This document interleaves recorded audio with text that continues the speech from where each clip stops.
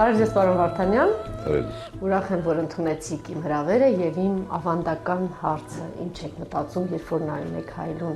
ինչ է ասում ձեզ հայելին։ Մտածելը չգիտեմ, բայց կարծում եմ երբեմն հայելուն նայելուց ես եմ ամոթից կարմրում, երբեմն ինքն է ամոթից քարտնում։ Իսկ դուք ինչ եք մտածում հայելու առաջ, Անուշ։ Նորից կանչեք հայելու առաջ։ Ես Հայելու առաջ եք։ Հայելու առաջ պարոն Վարդանյանն է, մենք զննելու ենք, քննելու ենք պարոն Վարդանյանին։ Խնդրում եմ շատ մանրամասը չզննեք։ Ինչու՞։ Ինչ շերտեր կան, որ փորձելու եք գաղտնի պահել, անքննելի, այո։ Լավ, պարոն Վարդանյան, ես գիտեմ, որ ծննդով Նախիջևանից եք, հենց ձերոնք այդտեղից են, թե ինչ-որ տեղից են եկել հաստատվել Նախիջևան։ Նախիջևանում են մերոնք առնվազն 1828 թվականից, մի կողմը հայրական կողմս պարսկահայեր են, խոյեցի են, մայրական կողմս վանեցի են, բայց նաև ավանդույթ առասպել կա, որ իրենք 1604-ին շաբաթի ժամանակ գաղթել են Նախիջևանից, հետո 1828-ին վերադարձել են։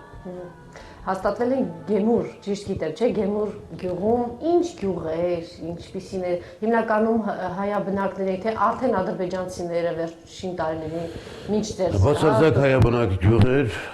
սարերի մեջ, ճանապարհներից դուրս, Հայաստանի Սիսիանի շրջանի, Սիսիանի լեռների և սահմանին գյուղ էր, բնության մի շնաշխարհիկ անկյուն, և իսկապես ես կարծում եմ, որ եթե մարդը մանկություն անցկացնում է այդ տեսակ անավարտ բնության մեջ, դա և հոգեբանական առումով, և առողջության ֆիզիկական առումով, և նկարագրի առումով ամենամեծ վերջո մարդը ձևավորում է մինչև, ասում են 7 տարեկան, իսկ ես մինչև 11 տարեկան այնտեղ եմ ապրել։ Բայց դառը ինչ-որ բան կա, չէ, ասենք վերադառնալ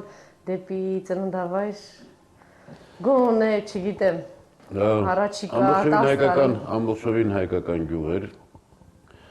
առաջին ադրբեջանցին մեր գյուղում հայտնվել է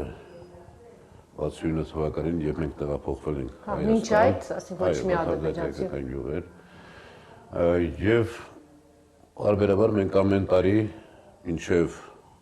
այս պատերազմը, ամեն տարի մենք գնացել ենք գյուղ։ Մենք ընտեղ ունեինք հազարափրկիչ սրբատեղի և պահպանվել էր։ Մինչև 88 թվականը, այսինքն ամեն տարի և Հայաստանից և Բաքվից, որովհետև նախիջևանցիների մի զգալի մասը, հատկապես 20-30-ական թվականներին տեղափոխվել է Բաքու, արդյունաբերական քաղաք, այնուհետև շատ ավելի շատ Հայաստան և 200-300 մեքենաներով այդ օրը գալիս էին գյուղ, մեկ օր մնում էին գյուղում, այցելում էին գերեզմաններ, հաջորդ իջնում էին սրբատեղի, որը Սիսիանի ճանապարհի վրա է, և այնտեղ ուրեմն մատաղ, կերխում և հաջորդ օրը վերադառնում էին ամեն մեկը իր տները։ Այս կապը մշտապես եղել է։ Ես վերջին անգամ եղել եմ 89 թվականին, երբ որ արդեն ամենավերջին շրջանն էր և շատ քիչ հայություն կար, միայն Ազնավերտ գյուղն էր, որ ամբողջովին դեռ հայկական էր և շուրջ 15 գյուղերում կային 10, 20, 30, 50 հիմնականում ծերեր, Ազնավերտ գյուղի ինքնապաշտպանության այդ օրերն էին և պտտվեցինք նաև հայկական բոլոր գյուղերով, մեր Գողթան գավառի, Ագուլիսի հիմնական բոլոր գյուղերով։ Եթե մեկ օր ուշ գնայինք, այլևս վստահ չէինք վերադառնալ, որովհետև ամենասահմանային օրերն էին։ Դուք երևի լավ չեք հիշի, եթե 11 տարեկանում եք դուրս եկել, ծնողները ինչ են ասում, եկան ինչ ասեցին, որ պետք է թողնեք գնաք, թե ինչ-որ պայմաններ էր ստեղծվել, որ պետք է դուրս գայք։ Բնականաբար բացահայտ, վերջը խորհրդային միություններ, բացահայտ հրապարակային նման բան չկար, բայց ակնհայտ օրենքից երկու բան կա, նախ ի վերջո մարդիկ ունեն ինքնահիրացվելու, աշխատանք գտնելու, դրա համար եմ ասում 20-30-ական թվականներին Բաքու, և նաև Հայաստանը ի վերջո հայրենիք էր ընկալում։ Հայաստանին էր ավելի ուշ 60-70-ականներին դեպի Հայաստան, բայց բացահայտ գուցե ոչ, բայց հետևողական քաղաքականություն միշտ Ադրբեջանը ունեցել է և դա զգացել են իմ հայրը, որ այսինքն փորձում են ինչ-որ առումներով պայքարել, դժգոհել և այլը։ Տեսեք, Նախիջևանը մի քանի շրջաններ ունեն, դրանցից մեկը Շահբուզի շրջանն էր, որտեղ մեր գյուղն էր, Գեմուրը, և ասենք, եթե կար 30 գյուղ այդ շրջանում, մեր գյուղը տալիս էր այդ 30 գյուղերի մեջ մոտավորապես 35-40%-ը արտադրության կատնամթերքի մսի եւ այլը մեր գյուղն էր տալիս։ Այսինքն շատ ավելի փորձում էին շրջել աշխատեցնել շատ ավելի դժվար էր լինում եւ բազմաթիվ այլ խնդիրներ ունենում էին բնականաբար ադրբեջանցիների։ Բայց Արցախը դիմացավ, Նախիջևանը ոչ։ Այդ հարցը ձեզ տվել եք ինչու, ինչն էր տարբերությունը, որ այդտեղ դա սկսվել է դեռևս 20-ական թվականներից։ Ի վերջո Արցախը գոնե 90%-ով 85%-ով հայաբնակ էր, բայց արդեն անցյալ դարի 10-ական թվականներից այնտեղ հարաբերակցությունը փոխվել էր։ Մոտավորապես կես ավելի ուշ կտրուկ նվազել էր եւ դա եղել էր հետեւական քաղաքականության արդյունք։ Ցավոք դա իրողություն է, երբ որ արդեն շատ ավելի քիչ էր մնացել 80-ական թվականներին երևի թե առավելագույնը 2-3-4% բնականաբար որ չէին կարող դիմանալ։ Կար այդ միտումը կար, բայց Նախիջևանը հստակ դատարկվեց, բայց Արցախը քանի տոկոսերին չէր մնաց։ Եթե իրականությունը մենք ասենք 60-ական թվականներին, երբ որ ընդհանրապես Հայաստանում եւ հայության մեջ որոշակի ազգային զարթոնք եղավ, որոշակի համախմբում եղավ, այդ ժամանակ արդեն Նախիջևանը դատարկված էր, շատ փոքր ազգամնակցություն կար եւ բնականաբար չէր կարող դիմադրել։ Այսինքն 60-ականների թվականի արտնացում ինչ որտեղ ամուր է պահել արցախցիների իրենց հողի վրա։ Իմ ասածը հետեւյալն է, եթե Նախիջևանում օրինակ այդ ժամանակ լիներ 60-ականներ լիներ 50% հայկական բնակչություն, այդ ազգային մտածողությունը եւ այլ շատ ավելի կամրապնդեր, բայց դե 5% էր, այդ 5%-ն արդեն դիմադրելու ունակ չէր։ Եթե չեք հիշում, հա կամ պատմել են, դուրս եկաք ինչ, երբ որ ընտանիքները դուրս էին գալիս, ինչ մտքով որ վերադառնալու են, թե չէ, գնացել են Հայաստան, պիտի հաստատեն Հայաստան։ Արդեն վերադառնում էին, այսինքն գալիս էին Հայաստան առանց վերադառնալու մտադրություն։ Կներեք, մեր կողմերում էլ դե գիտեք որ, հա, մենք հարևան գյուղեր են, այդտեղ կար շատ նախիջևանցիներ, 1-2-ը կար, որ ասում էին, հայտնի պատմություն է, որ այրել են իրենց տները, ասելով որ ոչ մի ադրբեջանցի պիտի մեր տանը չմնա, այսինքն հասկացել են, որ երևի վերջն է, չենք վերադառնալու։ Դա եղել է արդեն 80-ականների վերջին, բայց Նախիջևանից գալիս էին ընտանիքներով էին գալիս եւ արդեն գալիս էին անվերադարձ։ Ինչպես են ընդունվել, ինչպես են հաստատվել։ Դժվար է եղել բնականաբար, այսինքն ինչ որ մի օրինաչափություն է ցանկացած գյուղ եթե մտնեք Հայաստանի վերաբերմունքը նոր եկողների հանդեպ տարբեր է եղել։ Պարզ ընտանիք ենք եղել, հայրս մեծ ընտանիք կարծեմ։ Մեծ ընտանիք։ Հայրս ուսուցիչ, մայրս տնային տնտեսուհի, պապս եւ տատս որ հրաշալի անձնավորություններ էին, պապս հաղթանդամ եւ ամբողջ մեր տարածաշրջանի Նախիջևանի պատմությունը, բոլորի ազգուտակը, հիշողությունը, խայտարակ հիշողությունները մեկ առ մեկ հիշում էր եւ երկարակյացել է, տատիկը մինչեւ քանի տարեկան ապրեց։ Տատիկս անցած տարի մահացավ ընդամենը 99 տարեկանում մահացավ։ Եվ հրեշտակի նման կիներ, որից միայն օրհնանք եւ աղոթք ենք լսել։ Հաստատվել են, աշխատել են եւ կամաց այսօր կարծում եմ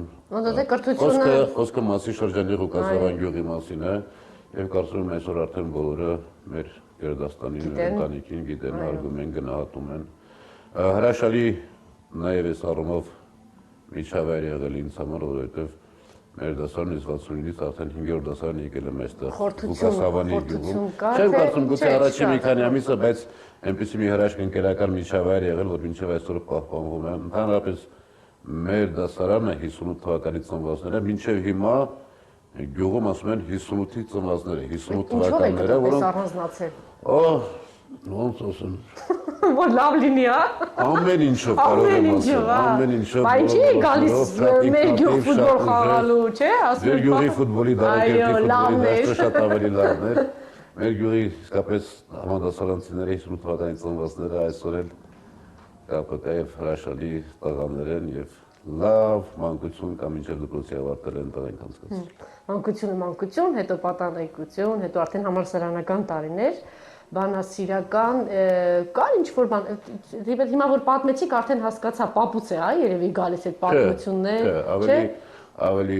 կորիցս որտեղ հայրս եւս գրականությամբ զբաղվել է իր համար։ Չէ, բնականաբար դպրոց էր, սովետական դպրոց էր, եթե մի քիչ ընդունակ էր, բոլոր առարկաներն կարծես թե տիրապետում էիր, բայց գրականության հանդեպ հատուկ Արդեն գրում էիք դպրոցում, թե արդեն գրում էիք բանաստեղծությունները։ Բնականաբար բանասիրական դժվար եմ ընդունվել առաջին տարին չեմ ընդունվել, եւ հետո արդեն ուսանողության Այն էլ ինչ կուրսեր, ինչ կուրս, անունները որ ասենք, Մարգարիտ Եսայան, Ռուբեն Հակոբյան։ Այստեղ էլ բախտս բերել է, իսկապես ճիշտ է, 100-128-ան։ Չէ՞, թե ձերքում։ Տարբեր անուններ կային։ Տարբեր։ Վասակ Դարփինյան։ Վասակն էլ է ձեր կուրսից, Շատ, այսինքն առանձնացող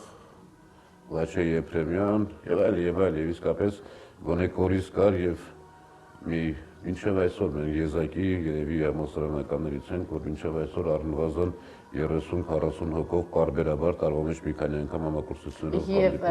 գրականագետների լեզվաբանների ինչ խոշոր լեզվաբանների գրականագետների ֆակուլտետն է եղել, ուրեմն Լևոն Ներսիսյան, Ջահուկյան, հա, Ջրբաշյան, Իշխանյան, Սուքյասյան, Մկրյան, բոլորը վերջի թե մենք այդ առումով վերջին ուսանողներ ենք, որ այս ամբողջ կային համախումբ այս ցույլ բաները կային եւ հետո արդեն հա շարժումը պիտի սկսեր, բայց շատ կարևոր տեղում եք եղել են, որտեղից որ չգիտեմ, կհամաձայնեք թե չէ, բայց ասում են Գարունից էր Գարունը դռները բացեց։ Այդպիսի բան կար թե չէ, դուք էլ Գարունում էիք արդեն։ Ինչ որ առումով գիտեք,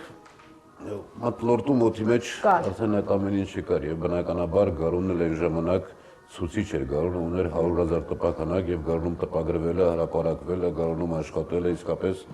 մեծ պատիվ էր։ Շատերը տարբեր բաներ են ասում նաեւ Գարունի ժամանակվա խմբագիր Մերոժան Տեր-Գուլանյանի մասին, կամ դրանից հետոյի խմբագիր։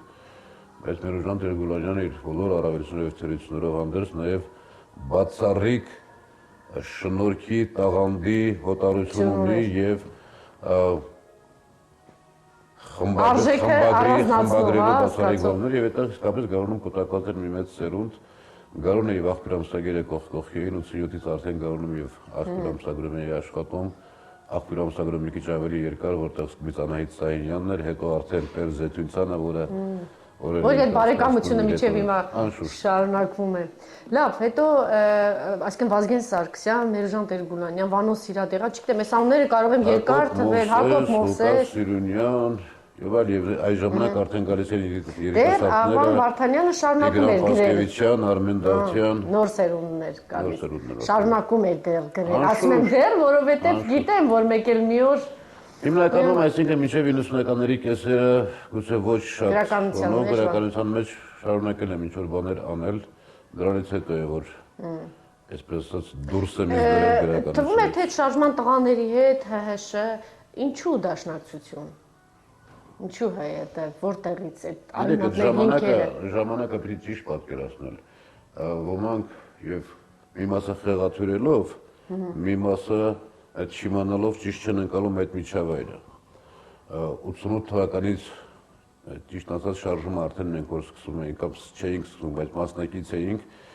87-ի հոկտեմբերից էր բնապահպանական շարժումները 88-ը եւ ՀՀՇ ասվածը գիտեք այն չէր ինչ որ ՀՀՇ-ն հետո դարձավ ՀՀՇ-ն շարժում էր ազգային ընկերային նաև արդարության մի քանի անգամ ասել եմ ՀՀՇ-ն սկզբում փորձում էր դառնալ սոցինտերնի անդամ իբրև սոցիալիստական կուսակցություն հիմա այս մասին չեն ուզում հիշել այդ շարժում էր եւ ի վերջո դաշնակցությունը առասպել էր դաշնակցությունը այդ նույն արժեքներն ինչ որ այն ժամանակվա շարժումներ Եվ ինչ որ առումով պատահաբար, ինչ որ առումով գուցե դիպվածների կամ որոշ անհատների մտածողության պատճառով որ հետագայում դաշնակցությունը եւ շարժումը չնույնացան, այլ բաժանվեցին։ Այդպես եք կարծում։ Կարծում եմ այդպես վստահ եմ այդպես։ 90 թվականի ապրիլից արդեն դաշնակցական էի, դեռ բացահայտ դաշնակցությունը Հայաստանում չէր գործում։ Ճանապարհն ասեք, ինչ պես հայտնվեցի, ինչ տեղի ունեցավ։ Մտածողությունը նույնն էր։ Մենք արթնացել էինք եւ սկսել էինք ճանաչել դաշնակցությունը ամբողջ Հայաստանը արդեն իսկ 88-ից 89-ից ավելի շատ բազմաթիվ դաշնակցական գործիչներ այցելում էին Հայաստան արդեն այլևս այդ հնարավորությունը կար եւ նաեւ հանդիպում էին մարդկանց հետ շփվում էին եւ այս կարգի այսինքն ում պիտի հանդիպեին ով որ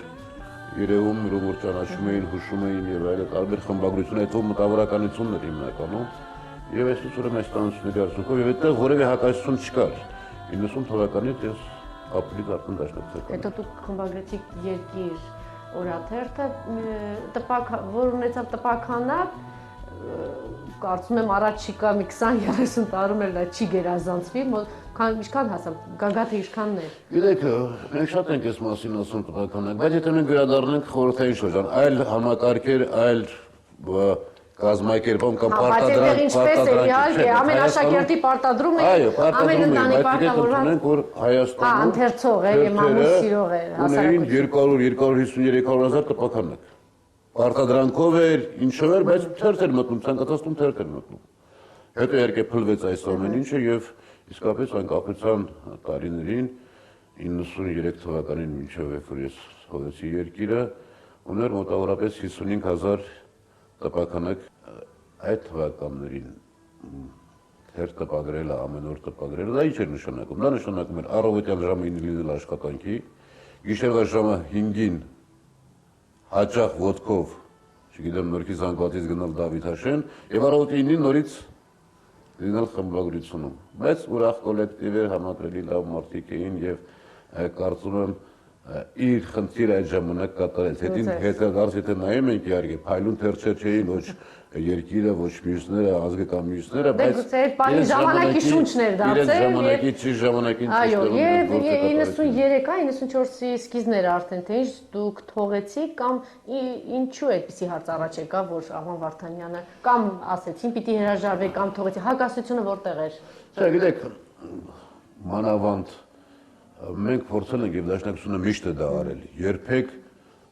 եւ պատմության ընթացքում այնքան լուսավոր, այնքան մտավորական, այնքան մեծ մարդիկ են եղել, որոնք մամուլի դրսևորման ազատությունը երբեք չի եղել այսպես ասած կուսակցական նեղ մամուլ, այդ թվում նաեւ երկիրը։ Բայց եւ շատ դժվար ժամանակներ էին, կային խնդիրներ իշխանության դաշնակցության մեջ, հաճախ հարկ էր լինում շատ ավելի կտրուկ արձագանքել, բայց քաղաքականություն է, քննարկումներ են եւ այլն, եւ ինչ-որ մի ժամանակ ես ինքս եմ որոշել թողնել երկիրը, դա 93 թվականի ամռանն էր։ Այսինքն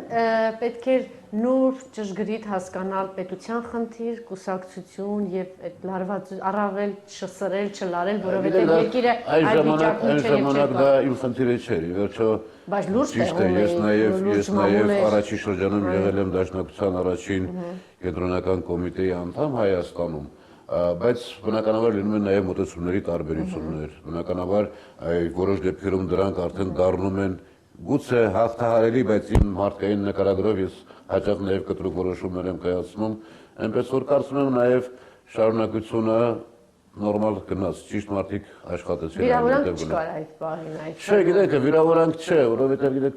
կյանքի փուլը որ անցնում ես։ Չնայած հետո նորից դաշնակցական մամուլը աթենքում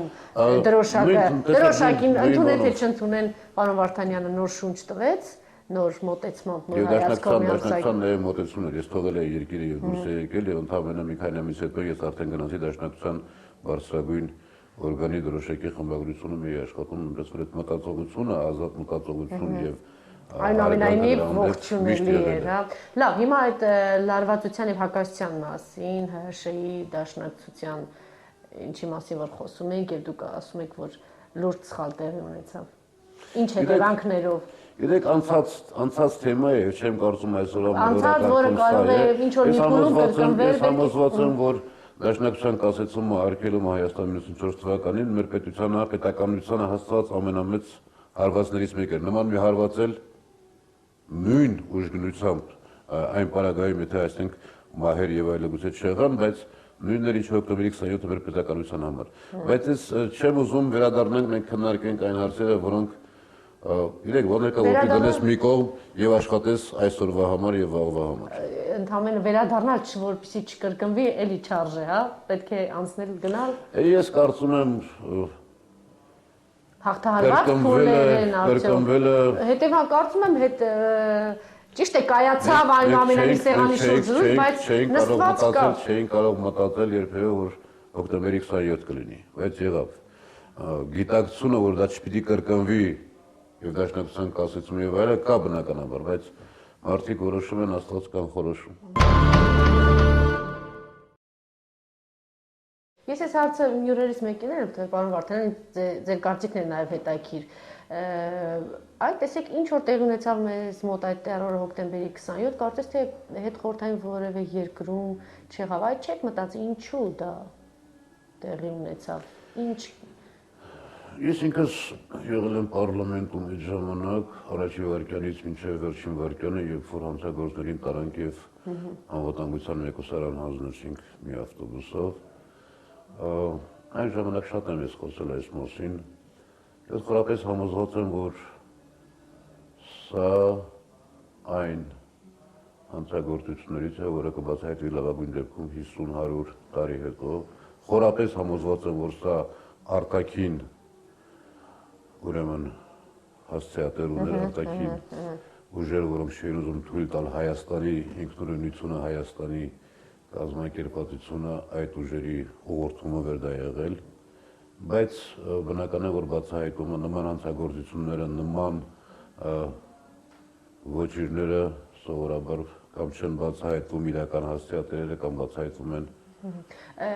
Արտաքին ձեռքի մասին շատ է խոսվել, բայց ինչու մեզ մոտ արձագանք գտավ, ուրեմն կար ինչ-որ մի բան, որ ներսից արձագանք ստացավ։ Գիտեք, ցանկացած քաղաքականությունը, ցանկացած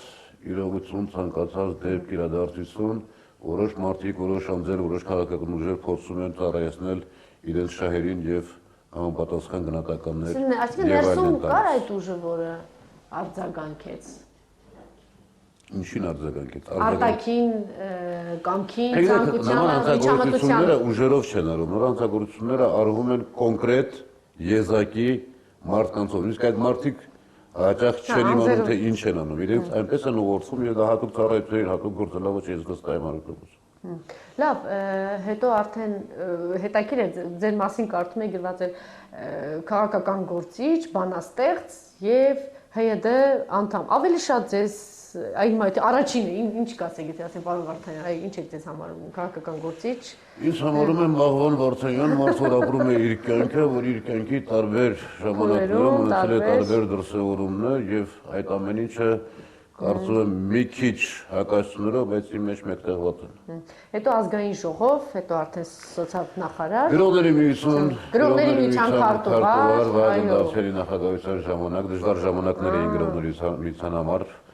Այնտեղ էլ էր ժամանակ կոնֆլիկտ կար, փորձում էին բաժանվել մի քանի մասերի եւ մեր ընկերներով որոշեցինք, որպեսզի մասնակցենք եւ պատասխանատվություն ստանձնենք 70-80-ականների ամբողջ սերունդը մենք մի կյանք ենք ապրել, ընկերներ ենք եւ մոտ 3 տարի գրողների միության քարտուղար Վահագն Դավթյանի հետ, որի մենք հերվից այլ պատկերացում կարծիք ունեինք, բայց իրական կյանքում տեսանք, որ նաեւ սքանչելի նուրբ եւ ճշգրիտ մարդ է, դեռ չասած իր բանաստեղծության մասին, արդեն հետաքրքիր ժամանակներ էին, սա ինչ որ առումով երկրորդ մասը գրողների միության քարտուղարության համընկավ թերթի խմբագրի հետ, այս առումով, հետո արդեն 96-ին վերադարձել Վահագն Դավթյան, Համոս Սահյան, որի ինչն եք համարում ձեր Համոս Սահյանին, ես գիտեմ, որ Համոս Սահյանի հետ հոգևոր շատ ամուր։ Ես ամեն միշտ ասել եմ, որ ես բախտավոր մարդ եմ, ես եղել եմ 30-28-35 տարեկան Այդ միջավայրում, այդ մարդկանց կողքին։ Եվ ուղղակի իսկապես իրենց մեծություններից ընկերություն եմ արել այդ մարդկանց հետ։ Համոս Սահյան, Վահագն Դավթյան, Հրանտ Մաթևոսյան, Պերզեթունցյան, Ալեքսանդր Մատվեիչ, այդ մտնորդը երկը թողել է։ Անհատականությունների դեպքում լինում է ողբերգություն սովորաբար։ Երբ որ ինքը բախվում է այդ իրականությանը, որին պատրաստ չի, կամ այն իրականությունը, որ իր համար անծանոթ է։ Ողբերգական կերպարները իրենց մեծ, լուսավոր Իրոք Նաև ողբերգական կերպարներ էին իհարկե։ Ցանկացած մեծ անհատականություն ողբերգական կերպար։ Ցանկացած մարդ երևի, հա, դրամատիկ։ Ցանկացած մարդը մի քիչ դժվար է, որովհետև ողբերգականությունը վեհություն է նշանակում, հզորություն է նշանակում, մեծ չափումներ է նշանակում, ցանկացած մարդու մասին այդ բանը չեն կարող։ Մի քիչ դժվար է պատկերացնել այս մթնոլորտից հետո գնալ քաղաքական, հա, ընտրել քաղաքական ճանապարհ։ Չնայած թեպետ շատերը այդ ճանապարհը ընտրեցին, ժամանակը պահանջում էր։ Այդ ճանապարհով գնացին։ Այո, եւ Հրանտ Մաթևոսյան, Էրժան Տեր-Գուլանյան։ Պատգավոր դառնալը մի քիչ այլ բան է, բայց քաղաքականությամբ զբաղվելը այլ բան է, բնական է, այլ կերպ չէր կարող։ Այսինքն շատ էր ձուլված իրար։ Ով պիտի դրանով զբաղվեր։ Այս մեր սերնդի, մեզանից առաջվա սերնդի մտավորականությունն էր հիմնականում աղը այդ ժամանակի շարժումների եւ այլն։ Հետո էր որ ձևափոխվեց այլ մարդիկ եկան, այլ զգացողություններով, այլ մտածողությամբ, այլ տեսակով։ Բայց այն ժամանակ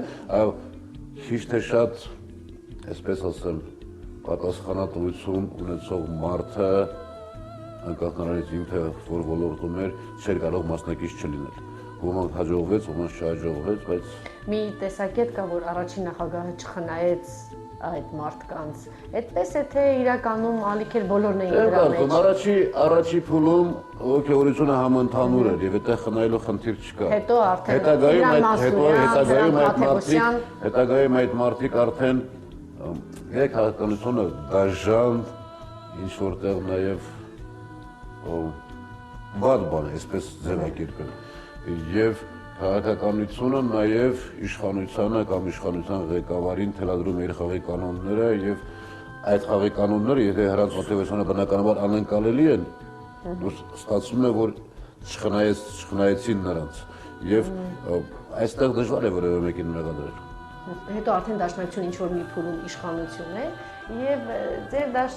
նախկին դաշնակցականներից մեկը մի հետաքրքիր բան ասեց, երբ որ արդեն թողել էր, կուսակցությունը հրաժարվել էր կուսակցությունից, ասեց, երբ որ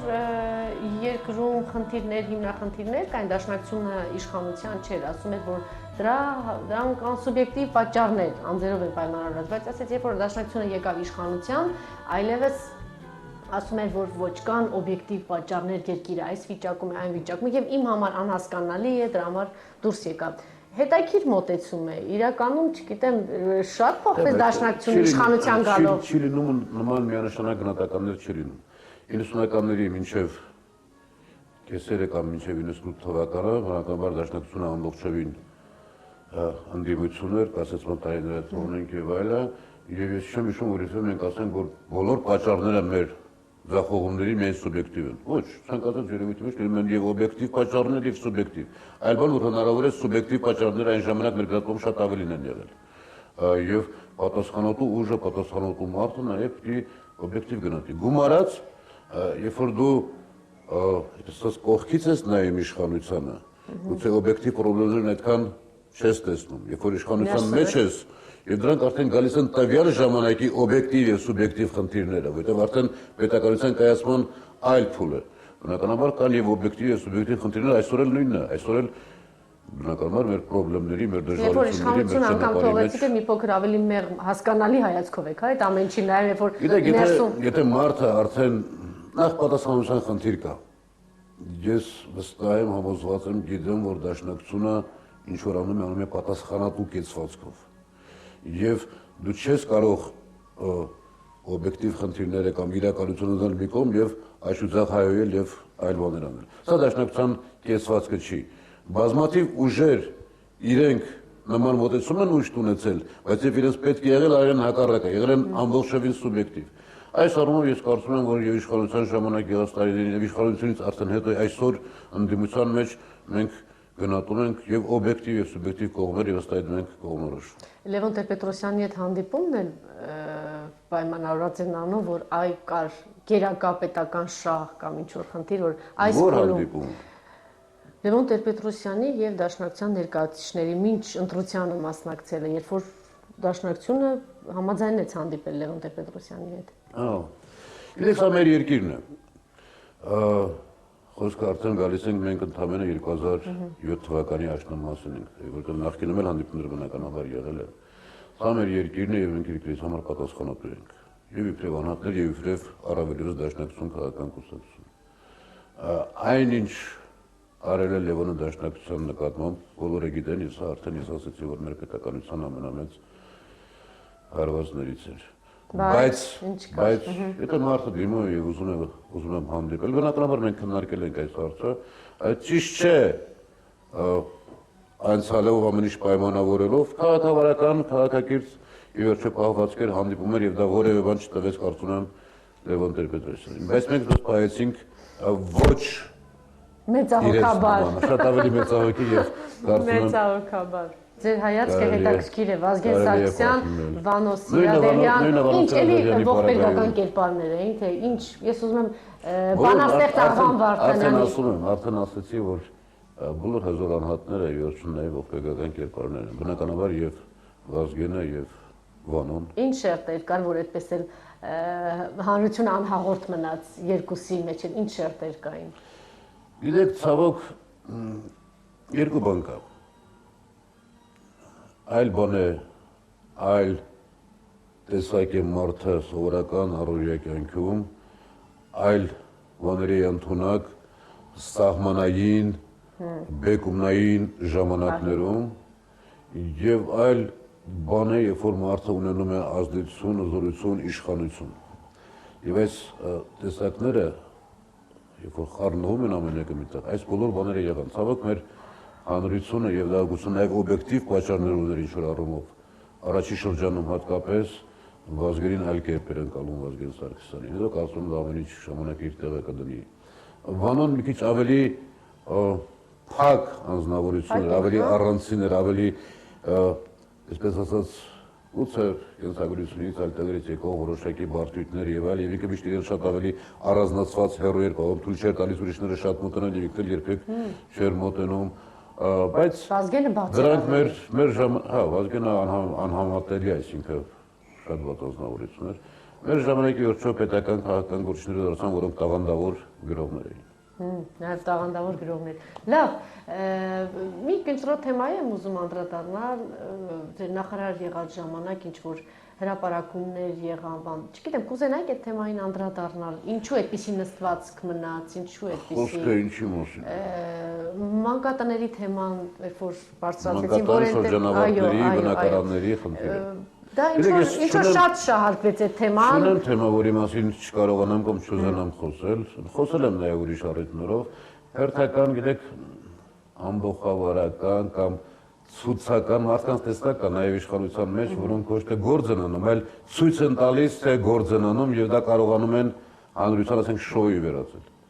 Իրականությունը հետեւյալն է։ Դա եղավ այս պատմությունը սկսեցին խոսել, գրել այս մասին, հրապարակել, որ ես արդեն վաղուց նախարար չէի։ Իրականությունը հետեւյալն է։ Մենք համաշխարհային բանկի ծրագրով, որը պետական բյուջե փողերը տալիս է այդ նպատակով, 2004-5-6-7 թվականներին 4 տարում մանկատների ժամանակի դուրս եկած ավարտած երեխաների համար մենք նախարարությունն այլ ով որ այն ընկերությունը, որը շահում էր մրցույթները, գնել, կահավորել, վերանորոգել եւ կահավորել է 157 բնակարան։ 157 մանկատան շրջանավարտ, որ փողոցում էին, որ չգիտեմ ուր էին, իրենց տանիքներ ունեցել։ Իրականում մենք այդ 4 տարում կգնայինք թերևս 250 բնակարան, բայց 157 են գնել եւ բոլոր այն բնակարանները, որոնք ուշացրել են պատվիրատուները, չեն գնել, պետությունը մի կոպեկի վնաս չի կրել։ Այդ ամբողջ գումարը դեռ իմ ժամանակ պայմանագրերը լուծարվել են եւ վերադարձվել են պետական բյուջե, գումարած տուժ տուգանքները պետությունը ոչ մի կոպեկի վնաս չի կրել։ Այս շոուներից հետո, այս բաներից հետո անցել է 2008, 9, 10, 11, հիմա 12 թվականն է, ոչ մի երեխա բնակարան չի ստացել։ Մարդկանց իրենց շոուի համար, իրենց սխալ ինֆորմացիայի համար այս ծրագիրը ձախողեցին եւ այն երեխաները, որոնք փողոցում էին, շարունակում են մնալ փողոցում, երբ որ մենք նպատակ ունեինք փողոցում մնացածներին տեղավորել բոլորին, այնուհետև ամեն տարի մանկատան շրջանավարտ 20-25 երեխաներին ամեն տարի ապահովել։ Նրանք մնացին փողոցում, արդեն 5-րդ տարին է, ամեն տարի այսքան երեխա ավարտում է մանկատանը եւ էլի հայտնվում է փողոցում։ Մեզ խոսում էին, մենք լուծումներ կգտնենք, մենք այսպես կանենք, այնպես կանենք, բայց բնականաբար որևէ մեկը որևէ բան չարեց եւ ժամանակ այդ հարցի պատասխանը տվեց։ Եվ փորձեցին ինչ-որ առումով նաեւ իմ անվան հետ խաղալ, բայց ես գիտեք իրականում մարդկանց այդ տեսակին ես ճանաչում եմ։ Վերջապես ես գիտեմ ես ով եմ եւ դրանք ովքեր են։ Լավ, մի առիթով հիշում եք, խոսեցինք նրա մասին, որ շատ հետաքրքիր լավ սերունդ է գալիս, բայց դուք էլ ընդունեցիք, որ համապատասխան դաշտ չի ստեղծվում, հա, դրսևորվելու հետագայում, որոնք պիտի ուժ դառնան, որոնք հետո պիտի այս կամ այնտեղ ղեկավարեն, ինչու այդ դաշտը չի ստեղծվում։ Մեր դաշտը, չգիտեմ, ներքին պահանջ պիտի լինի, թե վերևից կան ուժեր, որոնք գիտակցաբար պիտի ստեղծեն այդ դաշտը, որպեսզի առաջ գային ինչ որ։ Ես խորապես համոզված եմ, որ Հայաստան ասվածը, հայություն ասվածը ի վերջո իր հոգևոր, մշակութային, տնտեսական անհատականությունն ընտրանին է։ Եվ եթե մենք այսպիսին ենք, մենք պարտական ենք մեր 1000-ամյակներով եկած մեր կանհատականություններին այդ մեծերին եւ այլն։ Եվ մենք միշտ գոնե մեծերն այդպես էին, միշտ կարողանում են իրենց հետո տեսնել շարունակությունը եւ ճիշտ մթնոլորտի մեջ դնել նոր եկողներին։ Սա բոլոր ոլորտներն է վերաբերում, հատկապես այդ ասած պետական համակարգի քաղաքական համակարգի։ Ցավոք մեր քաղաքական համակարգը այդպես է լիարժեք չի կայանում, ցավոք վերջերս ես մի տեղում էլ ասացի, վերջին 20 տարում եթե նայենք մեր հիմնական դերակատարները 90%-ով նույն մարդիկ են, երբ որ փայլուն երիտասարդներ, ես կարծում եմ սա նաև ժամանակի խնդիր է, շատ խառը ժամանակ էր այս 20 տարին։ Կարծում եմ հիմա արդեն բոլոր քաղաքական ուժերը գիտակցում են, որ նաև սերնդափոխություն լինի, որ կգան արդեն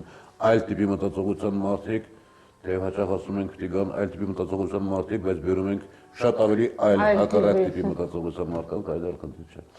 Ես կարծում եմ այդ ներուժը գիտակցում, հա, գիտակցաբար պիտի մոտենան այս հարցին եւ կամ դրսեւորեն փորձեն, թե ինքը ալիք է գալու է ծրագրային աշխատանք, պետական աշխատանք սա պիտի լինի։ Եվ ոչ թե հույսներս դնենք, որ հասարակությունը ինքը մի օր կարթնանա, ներքին պահանջ կլինի։ Պետությունը կազմակերպված կառույց է եւ պետության մեջ ցանկացած հարց պիտի ունենա իր ուղղությունը, իր դրվածքը։ Մենք պիտի հասկանանք, որ այս ոլորտում մենք այս ուղղությամբ ենք գնում։ Այդ դեպքում մենք չենք ունենա այն ինչ ունենք այսօր հեռուստատեսությունում կամ ասենք զանգվածային լրատվամիջոցներում։ Լավ, մեր ժամանակը քանի որ քիչ է, հա, մնացել խոսենք մի փոքր ձեր ընտանիքի մասին։ Ամենակարևորը գիտեմ, որ մի թոռնիկ ունեք, բայց ճիշտ է, որ երկուսին էլ սպասում եք։ Աստծո, եթե Աստված ամենա, այս տարի եւս 2 թոռնիկ կունենամ։ Ասացի արդեն, գիտեք, կյանքը հրաշք բան է։ Տատիկս 98 տարեկան էր, թոռնիկս 1 տարեկան էր, եւ կյանքի ես շարունակականությունը, աներևակայելի հարստություն եւ հրաշք է հիմա թոռնիկս։ Բազմաթիվ ընտանիք են եղել, 4 եղբայր, 1 քույր։ Հիմա երեխաներս փառք Աստծո էացած, ինքնուրույն եւ ճիշտ տեսակի։ Ինչն է ամենակարևոր ընտանիքում։ Խաղաղությունը։ Ներքին, հա, արտաքին։ Ներքին խաղաղությունը դժվար է, բայց խաղաղությունը, որ դու վստահես, որ դա հանգիստ է, որ դա ապահով քո անկյունն է։ Կարևորը, չգիտեմ, տղամարդու եւ կնոջ դերակատարումը ընտանիքում։ Ինչ սահմանագիծ է, որ պետք է տղամարդը։ Հատուկ բաժանում ես չգիտեմ, այնպես չի, որ այդ դաստիարակությունը, այս հարցերում դա կնոջ գործն է։ Ամեն երկու հոգու պարագայում բնական ինչ-որ մի բանով գալիս տեղ ընկնում է եւ դա որոշելով չի, որ դու սա պիտի անես, դու սա պիտի անես, կարծում եմ բնական ընկնում է, ցավոք կամ այլ կերպուցը չէր հնարավոր չէր, հատկապես երեխաներից փոքր ժամանակ ընտանիքում շատ քիչ եմ եղել, որովհետեւ անդադ այդ շարժման շրջաններ եւ այլն, բայց փառք Աստծո հրաշալի երեխաներ ունեմ։ Այդ խաղաղությանը հասնելու ամենագաղտնի մեծ բանալին որն է, որ կինն է շատ լուր, հանգիստ, թե տղամարդն է շատ լուր։ Երբ որ երկուսն են լուր են, ներքին լռություն։ Շատ լավ է, երբ որ երկուսն են լուր են, հա։ Հիմա ասենք թե ձեր թոռնիկը ամենաշատ ինչ է սիրում, ում է սիրում եւ ինչ է սիրում։ Թոռնիկս վերջի լավ խոսքերից մեկը, որ իր մայրիկին ասել էր, մայրիկ ես աշխարհում ամենաշատ քեզ եմ սիրում, մեկ էլ պապիկի փորն ու բեղերը։ Խաղում, հա։ Եվ ամենը խաղում եք այսում։ Շատ լավ, մենք հաղորդման վերջում ունենք ավանդական հարցեր, ակնկալում եմ անկեղծ եւ կարճ պատասխաններ։ Ես վախենում եմ ինչից։ Պարոն Սևակը մի երկար բանաստեղծություն ունի, ես վախենում եմ, շատ եմ վախենում, անվերջ թվարկում եմ։ Վախենալ չգիտեմ, բայց գուցե վախենում զզվում եմ պատեհապաշտ, պնակալես, անհայրենիք մարդկանցից, հատկապես դրանք դիրք իշխանություն ունեն։ Ես ամաչում եմ ինչի համար։ Գիտեք, այդպես չի լինում, որ ընդհանրապես ամաչում ես, բայց երբեմն ամաչում ես, որ շատ ավելի կոնկրետ դեպքերում վճռական չես եղել, համարձակ չես եղել, սրտացավ չես եղել, մի բան այնպես չես արել։ Ես ափսոսում եմ ինչի համար։ Եթե ոչ մի բանի համար չեմ ափսոսում, ինչ եղել, եղել է։ Գուցե թերևս կարող էի բանաստեղծության մեջ ավելին անել։ Չի մասին քիչ խոսեցինք։ Կյանքում ստացած ամենամեծ ծանր հարվածը։ Դժվարանամ հիշել հարված որպես այդպիսին, արդեն խոսեցինք կարծում եմ մեկը հոկտեմբերի 27-ն էր։ Երկրորդը, որ միշտ իմ վրա շատ ծանր է ազդել, Համոստայանը վերջին օրեր էին Համոստայանի հիվանդանոցում էր, զանգել ասել էի, որ վաղը գալու եմ։ Չհասցրեցիք։ Հենց այդ օրը ես թողեցի երկիր խմբագրությունը եւ ներքին բաներ ունեի եւ գնացի Վանաձոր։ Երեկան լրապերով կամ հայլուրով տեսա, որ Համոն մահացել է, վերադարձա նույն գիշերը, կինս վեկան ասեց, առավոտից ասում էր այսօր աղվանը գալու է, այսօր աղվանը գալու է։ Դա շատ ծանր եմ տարել։ Ասում են կյանք ունի երեկաշրջան, կյանքը ինձ համար, կյանքը մարդկանց համար, կյանքը Աստծո առաջ։ Եթե գնահատեք մեկ բառով, ձեր համար ինչպես եք ապրել։ Շնորհակալ եմ, ինձ համար կարծում եմ ված չեմ ապրել։ Մարդկանց։ Ինձ համար ված չեմ ապրել։ Մարդկանց իմ գնահատելիքը չի լուծել, բայց ուզում եմ հավատալ, որ ինձ առնչված մարդկանց 90%-ը գտնում է, որ ես ճիշտ եմ ապրել։ Մնացածի թողնենք։ Աստծո առաջ եկեք այդ մեկը թողնենք, թող ինքը որոշի, մենք չենք որոշի իր առաջ ինչպես ենք ապրել։ Դա ժամանակը կորոշի։ Ինքն կողմերն են։ Գիտեք, ես մի երկություն ունեմ, եթե ես հստակ խնդիր ունեմ, նպատակ ունեմ եւ դա արժի, ես հետևողական եմ, գիշեր-ցերեկ աշխատող եմ, շատ ամուր եմ։ Մյուս պարագաներում ծույլ եմ, անտարբեր եմ, ծնությունն է կարծում եմ։ Ես ուժեղ եմ ինչով։ Ես ուժեղ եմ իմ անհատականությամբ, ինձ ուժեղ եմ զգում եւ կարծում եմ, որ առնվազն 7 հատ լավ բանաստեղծություն եմ գրել եւ ուժեղ եմ իմ ընկերներով։ Դուք ես չհասցրեցի հարցնել, երբ թողեցիք բանաստեղծություն գրելը, թե չեք թողել, երբեմն 90-ականների կեսերին գրեթե թողել եմ, երբեմն ինչ որ պատառիկներ, գրառումներ, բայց դրա մասին առանցին խոսում։ Եվ վերջում ես հավատում եմ ինչին։ Ես հավատում եմ իզրական կարգավորմանն եմ հավատում։ Դա կարգավորում։ Ես հավատում եմ իմ իջավերին, իմ շրջապատին, իմ սիրուն եմ հավատում։ Ես հավատում եմ, որ այս երկիրն ու ժողովուրդը ապագա ունեն։ Ես հավատում եմ, որ մի օր վերադառնալու եմ Նախիջևան։ Հավատում եք դրա։ Շնորհակալ եմ շատ։ Շնորհակալ եմ, որ գտնեցիք հայլու առաջ։ Հաճելի էր շատ։